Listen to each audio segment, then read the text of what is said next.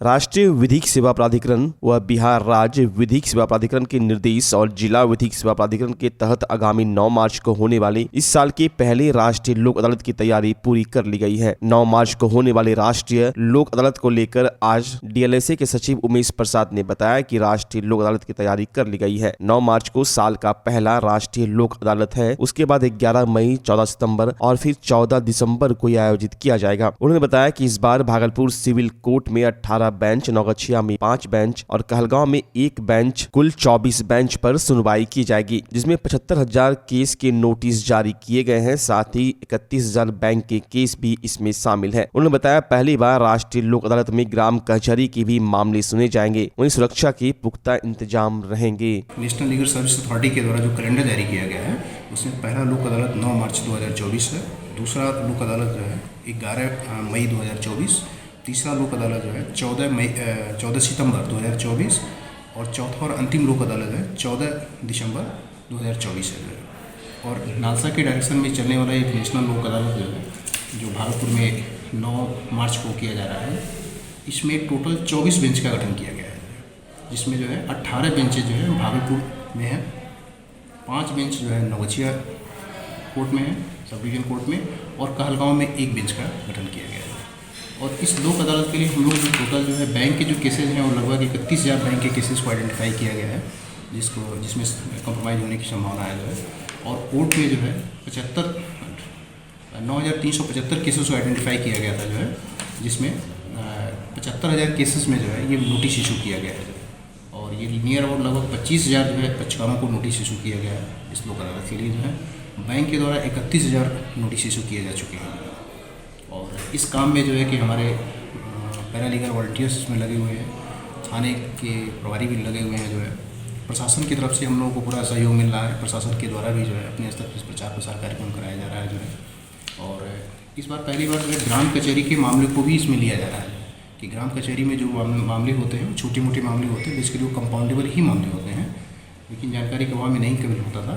लेकिन इस बार हमने प्रशासन से रिक्वेस्ट किया है कि ग्राम कचहरी के जो मामले हैं उन मामलों को भी लोक अदालत के माध्यम से सुलझाने का प्रयास करा जाए। भागलपुर के नौगछिया पुलिस का वीडियो एक बार फिर वायरल हो रहा है। दिन दहाड़े मवेशी व्यवसायियों से अवैध वसूली का यह वीडियो है। वीडियो में दिख रहा पुलिसकर्मी हाईवे पर पेट्रोलिंग के लिए लगाए गए थे, लेकिन वो वहां वसूली करने लगे। मवेशी लदी छोटी गाड़ियों से 100 और बड़ी गाड़ियों से 500 लेते हैं। पुलिसकर्मी शनिवार, रविवार और सोमवार को चलता है वसूली का खेल। नौगछिया पुलिस जिला के भवानीपुर के एनएच पर वसूली करते हाईवे पेट्रोलिंग के पुलिसकर्मी का वीडियो तेजी से वायरल हो रहा है। आपको बता दें इससे पहले भी एनएच पर मवेशी व्यवसायियों से वसूली का वीडियो वायरल हुआ था, जिसके बाद पूर्व में एसपी ने कार्रवाई भी की थी।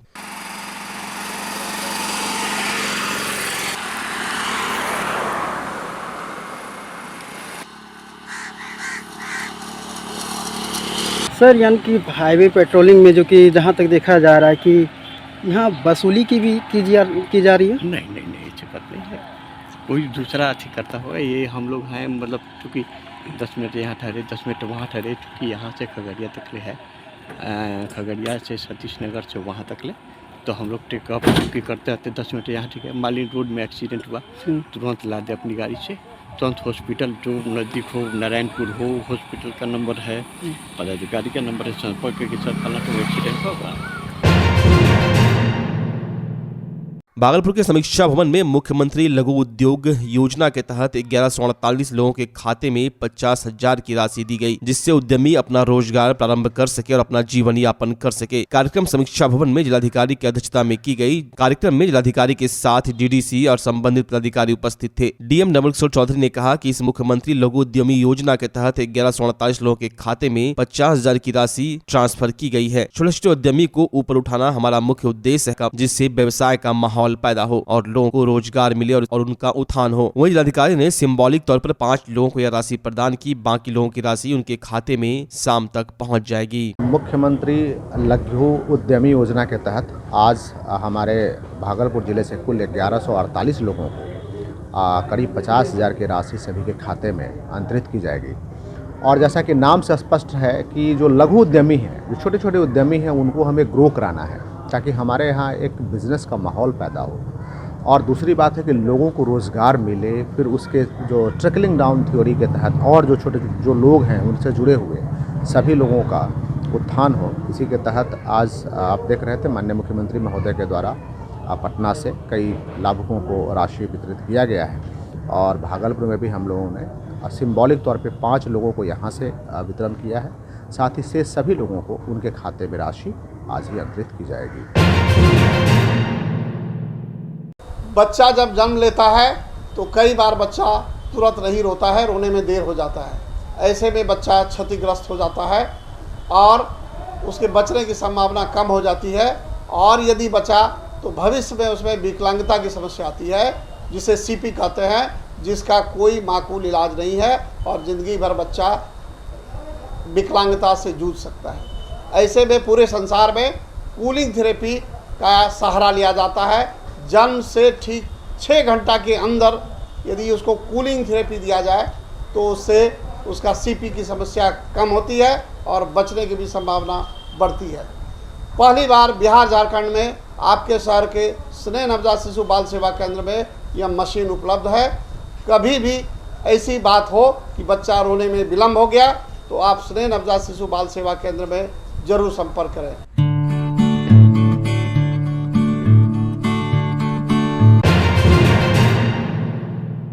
भागलपुर के आदमपुर चौक स्थित नवयुग विद्यालय के समीप जोगसर थाने की पुलिस ने छापेमारी कर एक निजी मकान से काफी मात्रा में विदेशी शराब बरामद किया है। गुप्त सूचना के बाद पुलिस ने मकान में छापेमारी की। इस दौरान गोदरेज में अलग अलग ब्रांड के 100 बोतल विदेशी शराब पुलिस ने बरामद किया। बताया जा रहा है कि होली में खपाने के लिए शराब मंगाई गई थी। पुलिस ने मौके से एक युवक को भी गिरफ्तार किया है।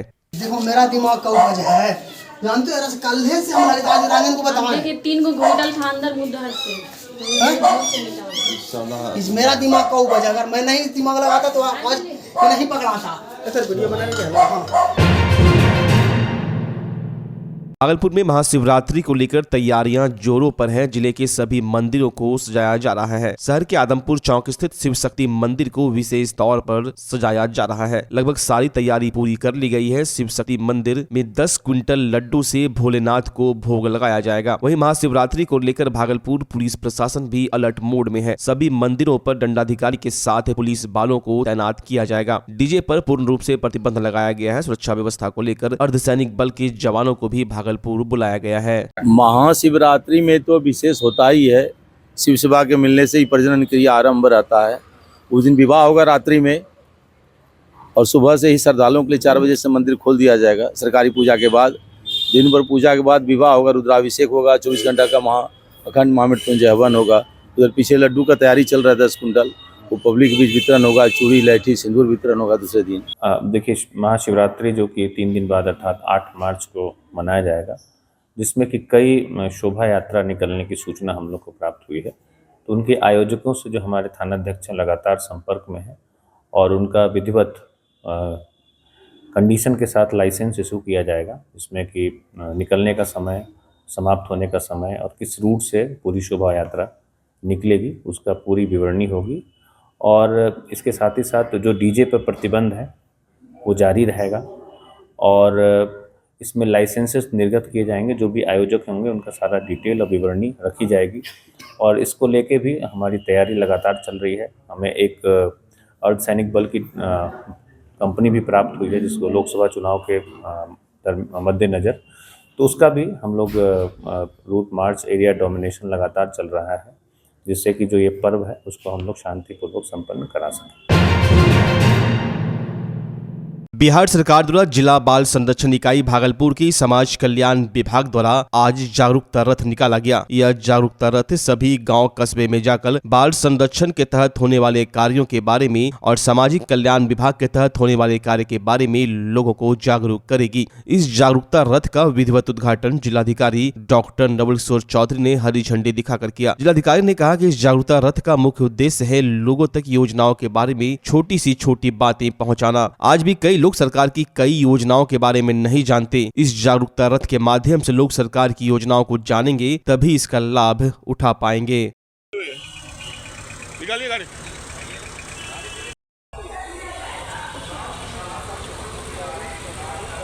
जिला बाल संरक्षण इकाई भागलपुर के द्वारा जो समाज कल्याण विभाग बिहार सरकार के अंतर्गत आता है, उनके द्वारा आज अपने योजनाओं के संबंध में लोगों को जागरूक करने हेतु आज रथ का रवाना किया गया है। इसमें सरकार की कई योजनाएं हैं जो आम लोग जानते हैं, कई लोग नहीं जानते हैं, जिसके कारण से लोग लाभ नहीं ले पा रहे हैं। जैसे परवरिश योजना है या एक सहायता योजना है और फिर है कन्या विवाह योजना है। इसके बारे में लोगों को जागरूक करने के लिए इस रथ को रवाना किया गया है।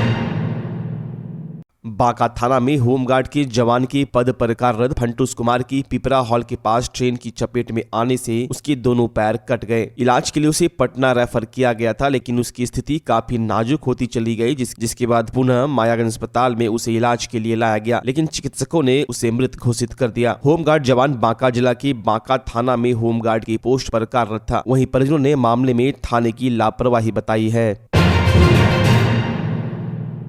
भागलपुर की सोलंकी डिफेंस एकेडमी में 46 बच्चों का आर्मी जीडी में सिलेक्शन हुआ है। इसको लेकर पूरी एकेडमी में खुशी की लहर थी। सभी चयनित बच्चों को सोलंकी डिफेंस एकेडमी के डायरेक्टर ने फूल माला पहनाकर व मिठाई खिलाकर स्वागत किया। उन्होंने कहा कि डिफेंस की तैयारी में हमारे संस्थान 100% बच्चों को चयन करने में अपनी भागीदारी रखती है। हमारे यहाँ बिहार के अलावा हरियाणा, उत्तर प्रदेश, छत्तीसगढ़, राजस्थान, बंगाल के बच्चों से भी बच्चे तैयारी के लिए पहुँचते हैं। वहीं एक माँ का अपने बेटी की आर्मी जीडी में नौकरी पाने की खुशी में आंखों से आंसू छलक पड़े। उन्होंने कहा कि मैं बहुत खुश हूं कि मेरा बेटा इस देश के लिए सेवा करेगा।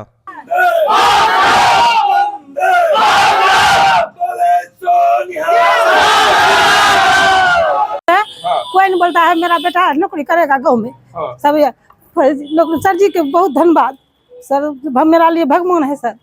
इतना खुश है? हाँ बहुत खुश है। कभी सोचे थे कि बेटा नहीं, कभी नहीं सोचे हैं कि बेटा बनेगा। सोलंकी में जब आया था सर सोलंकी में बहुत अच्छा है। मैं सोलंकी डिफेंस एकेडमी 40 दिन पहले आए थे भर्ती होने के, और मैं भारतीय सेना में चिकित्सक सहायक के रूप में, सैनिक के रूप में चयनित हुआ। कैसा ट्रेनिंग था? सर का ट्रेनिंग बहुत ही अच्छा रहा।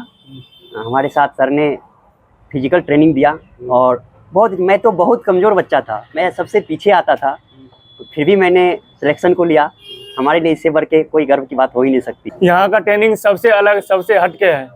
यहाँ सर बहुत अच्छे तरह से ट्रेनिंग देते हैं। हम सभी बच्चे से रिक्वेस्ट करना चाहेंगे जो भी दूसरे जगह भटक रहे हैं या सिलेक्शन नहीं ले पा रहे हैं, उनसे मैं अनुरोध करता हूँ जल्द से जल्द सोलंकी डिफेंस एकेडमी को ज्वाइन करो और अपना लक्ष्य को हासिल करें। आज बड़ी खुशी के साथ मैं आप लोगों को अवगत कराना चाहूँगा, जो रिजल्ट अग्निवीर का जो हुआ कटिहार एआरओ रैली में, सोलंकी ने, जैसे कि आप लोग हर वर्ष रिजल्ट 100% सोलंकी का रहा, इसी वर्ष अग्निवीर का भी सिलेक्शन उसी प्रकार रहा, जो कि जनवरी में इसका भर्ती का शुरुआत किया गया था और इसका परिणाम 27 फरवरी को दिया गया, जिसमें सोलंकी डिफेंस एकेडमी के 46 बच्चों ने बाजी मारी है, जिसमें कि दूर दूर के यहाँ से बच्चे हैं। हरियाणा हो, राजस्थान हो, उड़ीसा हो, पंजाब हो, महाराष्ट्र हो, हर जगह के बच्चे यहाँ पे आते हैं। और आज मैं काफी गर्व से महसूस कर रहा हूं कि अग्निवीर के जितने भी बच्चे आए थे वो 56 में से 46 का सिलेक्शन हुआ।